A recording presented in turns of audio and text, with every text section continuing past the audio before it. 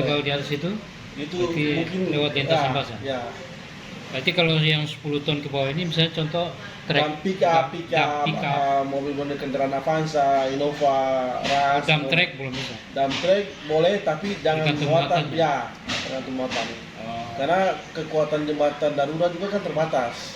Dia tidak seperti jembatan permanen yang betul-betul sudah dihitung sampai beban gempa semua. Ini namanya jembatan darurat, jembatan sementara. Oke.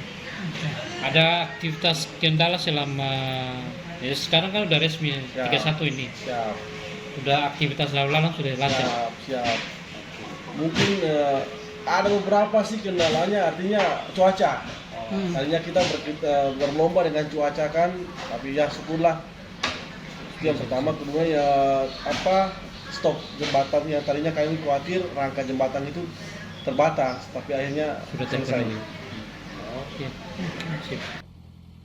Itu jembatan darurat. Mungkin masyarakat dapat mempergunakan jembatan yang sudah ada ini dengan semaksimal mungkin. Artinya kendaraan-kendaraan yang lewat ini tidak semua kendaraan, tetapi ada aturan untuk melewati jembatan darurat ini. Misalnya tonase di atas 10 ton, mungkin bisa dialihkan di lintasan basah yang sudah didesain juga. Terima kasih sudah nonton. Jangan lupa like, subscribe, dan share ya.